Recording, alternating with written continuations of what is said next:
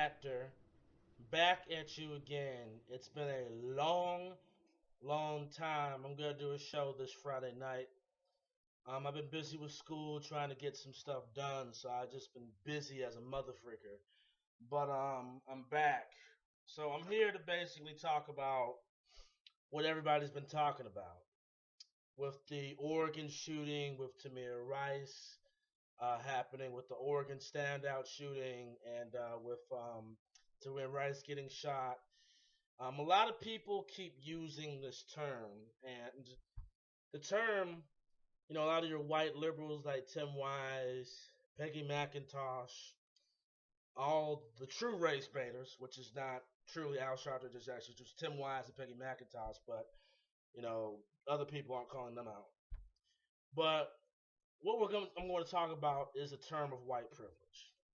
So let me first off by saying that I get the historical implications of white privilege, of white people having more power and um, having that urge. Like, even though some of them were slaves, they could still use their skin color.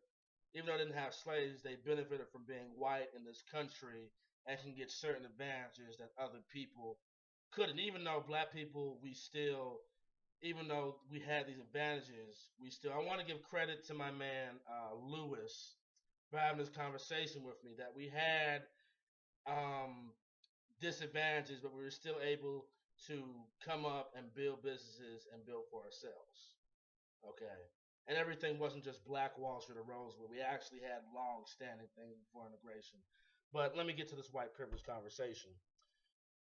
So I get the historical implications of white privilege, of racism, Jim Crow, segregation, institutionalized racism, like you always like to say. Okay, I get all of that. At the same time, and I will say this, in America today, every race and gender seems to have their own privilege and group, except heterosexual black males. Some people will say whites have the most privilege. I beg to differ because it seems to me it's politically correct to talk about institutionalized racism, white supremacy, because we're teaching it in schools and everything like that. But let me get to this. I'm gonna get to this. Everybody has privilege except heterosexual black males. Asians on average have more wealth than whites and have more growing businesses than whites. I'll put the articles in there. Um, a black woman, which was second in the affirmative action to the white woman benefiting from affirmative action, second was the black woman, um, can get a loan just as fast as a white man. Okay. A gay black male can get the same pay as a straight heterosexual white male and more than a homosexual white male. I'll put that in. And Hispanics as a group have more of a more political power. People have to answer them because their number is growing and they come together, they pull their resources together, and people take them seriously as a group. So you have your Asians, okay. You have your black women. You have your gay black men. You have your Hispanics, even so-called Indians or Arabs. Everybody can come in this country and seem to do well and seem to do well and get certain advantages. But heterosexual black males, either we don't work together as a group or we don't do stuff together as a collective. But to just explain in detail, a lot of people haven't been paying attention to the media, and the media didn't announce this. But if you ever heard of a group called the Huey P. Newton Group, I talk about them in my channel. They're a black gun club in Dallas, Texas. All black people, red, black, and green, pro black, black power. marching around the Capitol with AR-15s and guns in the hand, legally carrying in Texas. So if your position is that white privilege can't let you do anything and black people never defend themselves and can't carry guns, why is this group carrying weapons? Why are they allowed to do that? Why in the 1940s, 50s, and 60s, even at a racist time, and this is why I don't like the Young Turks, anybody saying this, that black people can never carry guns, but black people did carry guns and aimed them at white people trying to attack them, and nothing happened to them for real. Like Robert F. Williams, C.O. Chin from Mississippi, um, some of the Black Panther members before was infiltrated, the Deacons of Self Defense, and there are black people who did defend themselves and got killed, of course, either because they were trying to defend themselves or try to attack those that hunt them down. So I get that point. Also, what I'm saying is the whole compromise of white privilege is to basically say that no matter what you do in America, it's just a white country, white people run it. They can do whatever the hell they want to, but don't do well. You're a victim. You're not. You can't do anything. You can't be the same. You can't follow the law. You can't. But I mean, even though our ancestors knew about this, they didn't preach and talk about this day after day after day after day after day. They just boycotted and did actions to get it done. So that's just my perspective. You know, I mean, if it's a mostly white country, there are going to be companies that are going to support them. You go to China or Korea, you know, you have black people who work there and who have their own companies, okay, but it's not like they're going to run and make them unless they have connections or unless they have a built, privately owned business.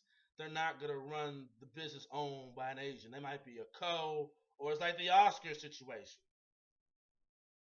People complain about the Oscars. It's run by old white guys. Do you honestly think every single time, why do you need validation from them to make yourself feel good? Okay, and like Umar Johnson said in this We P TV interview, okay, they're gonna put you in demeaning roles to make you so. So even if you win, you're gonna be in the demeaning role. Now there's some roles that do well with the Oscars and they have a good role and it's good, but that's very, very rare. My friend keeps telling me about a movie I haven't seen before called Dope. That gets that's a good movie, but that doesn't get good reviews. Okay?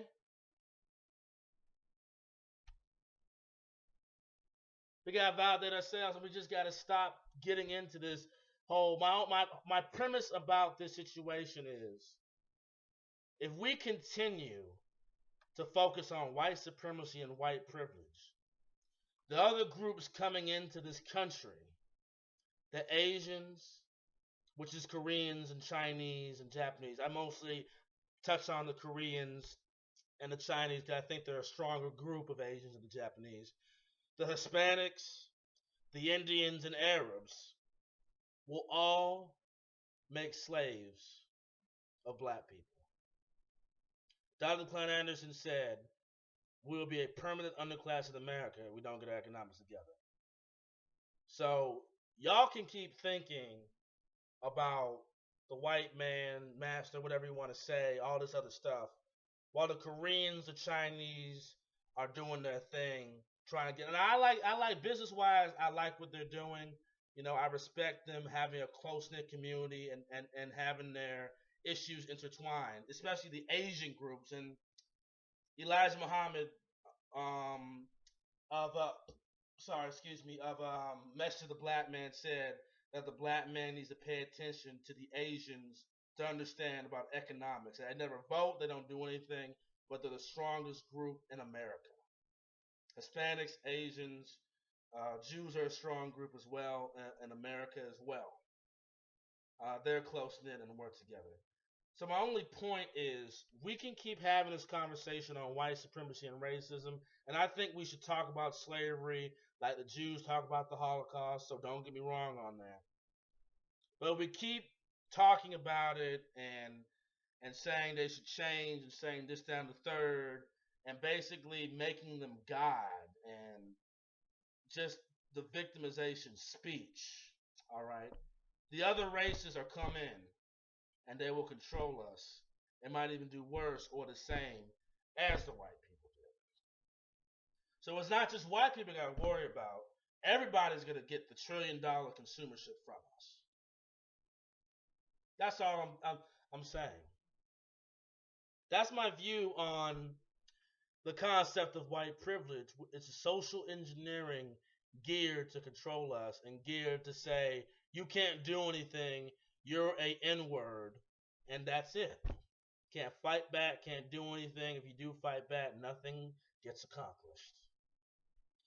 But this is the Chad Factor for the first video of 2016. More videos will come. I have more to talk about in the coming weeks. I'm out. Thank you. Chad Factor, 8 p.m. Friday. Anybody can call in. Peace.